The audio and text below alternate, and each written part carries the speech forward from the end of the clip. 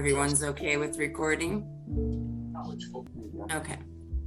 So what I was saying is I talked to my therapist, Paul, about how do we forgive people when they completely disacknowledge us and don't recognize what they did and act like we're crazy for it. And then I said, and also I have a question for non-religious people.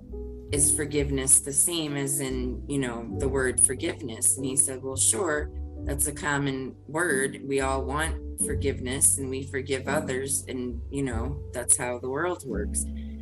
And I said, all right, so our group chats have had several talks about this, and we just can't seem to figure out how to do it in order to forgive ourselves, which we know is the path to healing and recovery.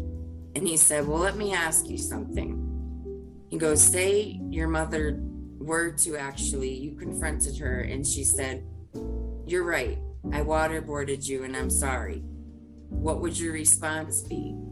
And I said, I'd probably punch her in the fucking face. And he said, right, so that I'm sorry really doesn't mean as much to you as you think it does. And I said, well, then why the hell do we want it or need it so bad? And then I said, is it validation? And he said, exactly. So what we need to do in order to forgive ourselves is, and I also explained to him something that I put in group, which says your family roots define your origin, basically. So we all learn from our childhoods, right? From our environment, from who our group of family is, from who our group of friend is. So based on that therefore creates the person that we are. So most trauma or false beliefs or negative beliefs about ourselves happen during childhood. And that is traumatic because, for example, what my mother said to me about you're named after your dad because the Hebrew princess, and then you're also named of her because you're a liar. So I talked to Paul about that, and he said, well, that's a completely fucked up thing for someone to say to a 6-year-old, and that just shows how twisted your mother is. And he goes, and I said, but here's the thing. I said, obviously everybody has problems with lying, right? I said, but it got to a point in my teenage years where I was lying so much that I didn't even know that I was lying anymore. And then I realized it and I stopped doing it, and I can't stand liars. And I said, do you think that's because that was an implanted memory? And he goes, absolutely. He goes, you were already told what you were at 6 years old. So then it turned out to be, well, I must be a liar. And so he said, now I want you to go back to that scene of your mother waterboarding you. And I want you to tell me, because you know how I said before, I never heard a therapist say, we're going to go back and rescue that little girl. This is what he said. He said, when you go and picture that, it's not somebody else rescuing it. Like Paul isn't doing the rescuing. It's the adult me going to the child me and comforting her and saying, Sarah, it wasn't your fault. It never was. None of that should have happened to you. There's no need for you to be ashamed or blamed. And then take that little girl and do what you wish that little girl had done. And so he said, now what do you see? And I said, I see me as me now, grabbing my mom by the hair, shoving her under the water bathtub and seeing how she fucking likes it. And Paul was like, you know what? I love it. And he said, because that anger needs to go somewhere, and the appropriate person is the person who did it. But since you're never going to get that face to face, you have to stick up for yourself as an adult and do the battle in your mind and replace it with the new image. So that to me was very powerful. And then the last part of EMDR involves looking at your life as if it were a movie in black and white. So you picture yourself like at a movie theater, and you are in the movie theater as a customer or whatever, but you can be sitting by yourself the whole time. You can be sitting with one person or a group of people, and you can kick them out. You get your favorite snacks, just like you would at the concession stand, and you're also up in the projection booth at the same time. So as you look through the whole scene of your life, and then this is at the end of your EMDR session on whatever you've worked on, so that segment of your life is up on the screen, and you have the ability to look at it, to pause it, to delete scenes, to edit scenes, to rewind, to fast forward. And all of this is in your mind. But what happens is, because you're looking at it like a movie, you're able to dissect pieces out of it that you don't want in the final take. So look at it as like the first cut, and it's horrible and it needs to be redone. So you make it into a director's cut. Wow. If that makes any sense of putting it into how your brain is working through EMDR. And basically it uses binary and bilateral, which is, I asked him what that does, and that's the pattern of going from left to right with both the tappers in your hand and the light bar if you're doing ART. And what that does is basically it activates your limbic system, which is the base of your brain. And it's the same thing as being in REM sleep. You know what that is? Not properly, no, I don't. I've heard of it a lot of times. Well, REM stands for rapid eye movement. So when you're sleeping and you're in deep REM sleep, you don't dream. You're like actually in a state of like subconsciousness, but you're still aware somewhat. So things are able to come in and filter out. So your brain is in that state, but this time you're awake. So things that go back and forth, back and forth, back and forth, information is coming in to a certain amount, and it's also coming out the other side in a different way. And while you're doing this in the office, you stop, and it's almost like if you pictured your brain as like a computer or with the hard drive in it, and it's constantly like compressing and making it smaller or dissecting it. That's basically what your brain is doing all the time. So it's a rewiring of your brain. Does that make any sense? Yeah, it does. I did a similar thing before in some sort of session, as it goes. It was either that or it was an audio book that I followed or something like that, where you see yourself on a screen. Oh, that was it. It was when I first, years ago, when I quit smoking for 10 years. Okay. Yeah, I saw myself. I went to it. I had to do a relaxation thing, breathing and that, and then imagine myself in a garden, and then I walk down the steps of this garden and sit comfortably on a seat, and then a screen comes up out of the floor, and I watch myself on the screen turning down cigarettes. Yeah. Yeah. Going, no thanks, I'm a non-smoker. Right. It was a self-hypnosis kind of thing. And did it work? Yeah. I quit smoking, yeah. Very interesting. So you see how the rewiring of the brain can happen during self-hypnosis, or like when I do Monica's guided grounding meditations from Hawaii. I know not everybody, that's not their cup of tea, but when I'm done with those, I feel like I had an out-of-body experience and that I was hypnotized, and then you come back, which is also what happens during an EMDR session. If you're really into it, which you need to be to get the therapy, then it is like a hypnosis. And then when they say, I'll give you a few minutes to come back, yeah, you really are coming back into the present, because your mind is doing past, present, past, present, past, present, and you need to come back to the present. Okay. So that makes sense. I'm glad you were able to quit and then take it back up again. Yeah, all it was 10 years ago. 10 years later, after that, I decided one Christmas I wanted to have a cigar. And then I wanted another one, and another one, and another one. And then I couldn't afford that, so I went over to cigarettes and got hooked again. So, you know, but I mean, it was just a time when I thought I wanted to quit. At the moment, I don't want to quit. I'd rather try and go in that and see if I can do it at losing weight, and just say, you know, just see myself on the screen all looking slim, down to 12 stone 13 and really fit. Right. I don't mean fit as in attractive, I mean fit as in healthy.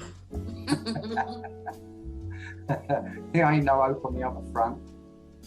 But Yeah, I'll just pause pause for a minute. I'm just going to pause for a minute, let you take that in. So Brittany, he is. Brittany, did you think anything of what I said about rethinking about stuff? Make any sense to you, or yeah? Well, that's good that I'm making sense. I'm glad to hear that. I'd love it if you could remind us exactly again, even though I've got this recorded, but could you remind us again how you re-edited the thing, what it looked like after you re-edited? For myself? Yeah. With my mother? Yeah. Okay, so instead of picturing like Paul, my therapist, even though he's helping me in the thinking process, when I go back to the scene, I need to be my adult self now, comforting my inner child, the 13-year-old that was abused. So I need to go to little Sarah as big Sarah and say, you should have never been treated that way. Nothing was your fault. You didn't deserve it. You're not to be ashamed or blamed. It had nothing to do with you. You're not a bad person. It didn't happen because you're a bad person. You weren't a liar and all this other stuff. And then picture what I would do as the adult me versus the adult mom. And I said, I would fucking probably grab her by the hair and put her head under the bathtub and ask how she fucking likes it. And he said, I love it, because that anger needs to go somewhere and you're displacing it on the right person. And at the same time, you're also letting go of the pain yourself, and you're forgiving yourself for having those bad thoughts that were put onto you that were never yours. Because you're never gonna, like I said, the beginning was, what if you were actually to hear your mom and go to her and say, you know, confront her again, and she actually said, you're right, I waterboarded you, I'm sorry, what would you do? And I said, I'd probably punch her in the face. And then he goes, so that forgiveness that you're seeking isn't really from the other person, because it doesn't matter. They've already done it to you. They won't accept it. They're not going to change. So it's not their forgiveness that you want. It's your own forgiveness about how you viewed yourself, which had nothing to do with anything that you did. Well, you know what? I think and that kind of answers your question there, Brittany, about it being unchristian. I don't know about that, but for these purposes of like me getting to a point with my parents or whatever, I think it is a way to forgiveness. I don't have to forgive their actions, but I can come to a point to forgive myself for believing what they said, if that makes sense. And then go ahead, Brett. I was going to say, the thing is, right, if someone said to you, yeah, so I'm sorry about that, or whatever, you know, it wouldn't mean fuck all. But if your mum actually was sincerely sorry and broke down crying and said, I was screwed up, I don't know what I was fucking thinking, I've never imagined at the time, I didn't even have time to think, I never realised the damage I was doing, and I'm really, really so sorry, Sarah, right? I just, you know, if she lost it like that, really sincerely fucking losing it, crying her eyes out, I think you'd probably hug her, and I think you'd be able to forgive her. Based on past experiences, no, because the only thing she ever came close to saying was, other than that little rough patch that we went through, meaning my entire teenage years, I don't remember anything. No, and I don't think it was as bad as you made it out to be. You made it out to be worse in your head than it actually was. Right. So it's complete devalidation of her even saying that she acknowledged the rough spot. Yeah, no, what I'm saying, I'm not saying, no, you don't, I've already explained it wrong, right? What I'm saying is, imagine if that was the way it went, then you might be able to forgive her. That's what I'm saying. If it went the way I've just described it, you might be able to forgive her. But because you'll never get that with her because the way she is, then you obviously have to go the route you're going. I'm just saying that sometimes you might be able to forgive some of these things if the person who was apologising was really sincerely broken up about it and wished they'd never done it and was so apologetic. Then you get what I mean? You might be able to let it go. If it was now done, I get it. Yeah. But sadly, that never fucking happens for any of us. Yeah, so that's basically what he was saying, is in those instances where you can't do it because you're not going to get it, that's when you have to go, like, I'm going to have to go and rescue the me that was ruined by Taylor's SOB and the me that was ruined in Willimantic, and that's an adult to an adult. Yeah. But it's still the same thing of me comforting my younger self or my former self. And that's what we need, is the nurturing from ourselves that we didn't get from whoever did us wrong. Yeah. Or taught us that something was the right way when it certainly wasn't. You know what I mean? Yeah. So I thought this was a good thing to talk about because, like I said, we've talked about it so many more times and haven't really had this clear of a solution. And I think it was Paul that made me see it more clearly. And we didn't even do EMDR for that. That was just talk therapy. We were talking back and forth. Right. So you didn't actually go through the process of imagining the screen and everything properly. It was just basically during a conversation with him. Yes, and that's only you can dig, because I was asking that and how to get people to get past PTSD. And because I already know the whole process, even though I'm still doing it with him in a different way, I was able to see what he was saying, like go back and visualize, go back and say what you wish you had said, because I already know the turning around the negative self-talk into positive. Like, what would you tell somebody who feels like they're not worthy or deserving of love? Well, you would tell them that they are worthy and deserving of love. So you take that negative statement and you turn it into a positive, and you start believing that positive statement. So that's why I was able to do that all in my head with him. Yeah. But for somebody else, they would probably need sessions on it. Yeah. But that's why I explained the movie theater thing, because when you finish a segment, that's what you do, is you go back and you do that, so that instead of it only coming down to a 2, it goes all the way down to a 0. And I've never been a 0 with anything.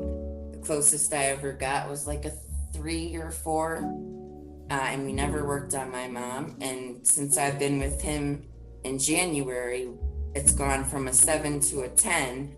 But we've only had about 3 sessions on her, and the rest of it has just been other things or just talking in general, where it's continued to lower.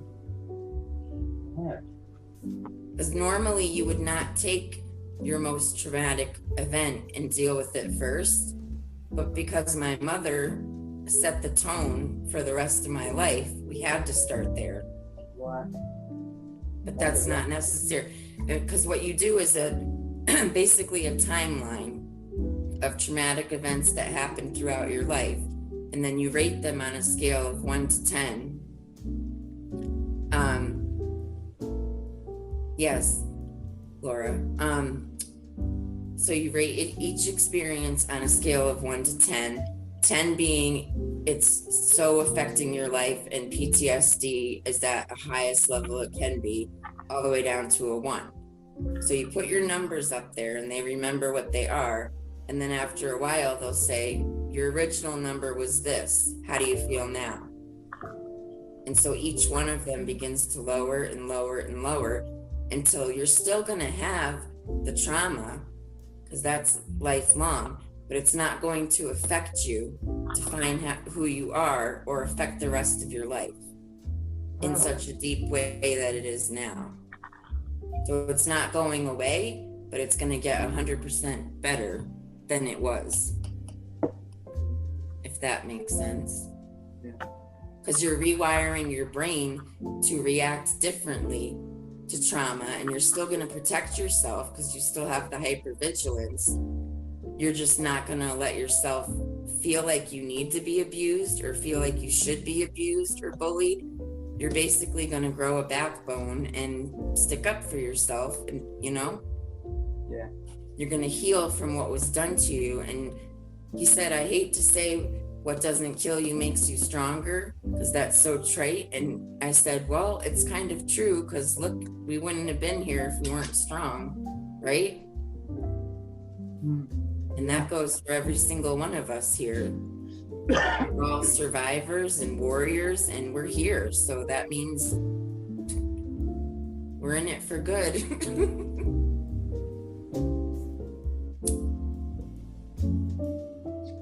I wish I could remember when I exactly what it was that made me sort of when I first started like sweating all the time, my face being sweaty and greasy and horrible. Right. I wish I could remember exactly when that happened or what might have started it off, and then I could work on that, but I've got no idea. I just know that it happened sometime in my 20s after the problems, my family, and after being a drug addict. So. And you don't remember if it happened after the drugs? No, I know it happened after the drugs. I'm just not sure why, what my thoughts were that made that happen, what's got stuck and lodged there that, Maybe that you got hot? Maybe. Because like when you're trying to figure out your triggers for PTSD, remember we've talked about like sights, sounds, smells, touch, all your sensory organs. So maybe if you were getting hot, which I notice you tend to get hot a lot now and have a t-shirt on, I wonder if something happened when you were on drugs that made you feel hot and uncomfortable, and that is part of what got stuck. Maybe. Might be. And you might not have known that because back then you didn't know you had PTSD, and you wouldn't know what your triggers are now. Yeah. I'm just saying, I'm not a therapist, but I'm just saying that would be my educated guess. Yeah, no, I think you're probably spot on, probably. Yeah.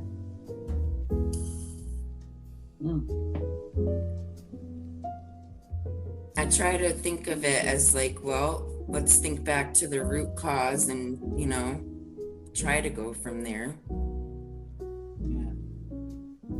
Yeah. Like, I know I've always bit my nails, and I think I used to pick at my face when I was younger because of my mom, because probably I never cut myself or anything like that, but I was probably doing it because I felt like I had control over it. So not anywhere in the same ballpark, but I was basically harming myself because I was making myself look uglier, and I was constantly squeezing at my face, but it was also my time in the bathroom with the door locked. So I think that started in childhood. And I notice when I do it now, I try not to, but I've done it my whole life. And I realized that as an adult.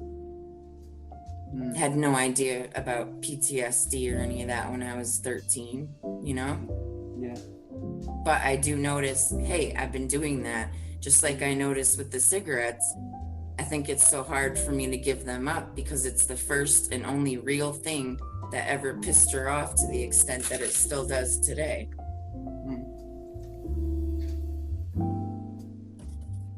So, yeah.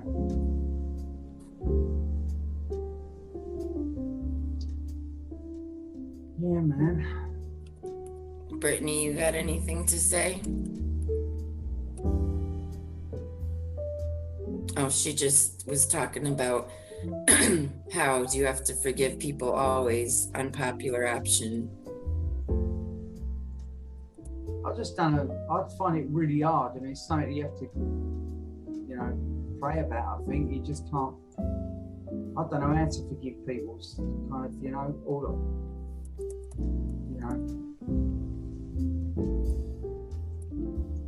it's hard to know how to do it. Right. You just know you're supposed to, you know, and you know that if you forgive someone, you're setting yourself free. But it's a case of being able to do that. Mm-hmm. And the trouble is for me is like, you know, that's the problem I've got, you know, like biblically, it's like just not having enough faith and enough trust, where you kind of, you feel like if you turn the other cheek, somebody go, oh, thanks a lot, El, have another one, you know? Right. So Jesus would like to turn the other cheek again. Oh yeah, nice one. And yeah, Right. then turn the other cheek until in the end you ain't even got any fucking cheek left, right? Right. So it's like, you know what I mean? Because, do you get what I mean? It only works on some people, Right. you know? It's like being kind to those who are horrible to you, you know? It's like, you know, to some people it would be, you know, like Jesus said in the Bible, you're I don't want to get preachy on here, but I'm just, from my point of view, why I'm struggling, right? Mm-hmm. But he said, you know, but if you're nice to someone who hurts you, it's like pouring boiling water over their head. Well, it would with some people who've got a conscience, but so many people just don't freaking have one, you know? So Yeah. they just see you as a complete fucking patsy, you know, a complete mug, and they'll come along and smash you another one when they get a chance, you know? It's kind of, that's what I think. I don't know. I suppose we're supposed to be taking it day by day and hoping God will protect you from some of them things, but there you go. Yeah. Hi, Tammy.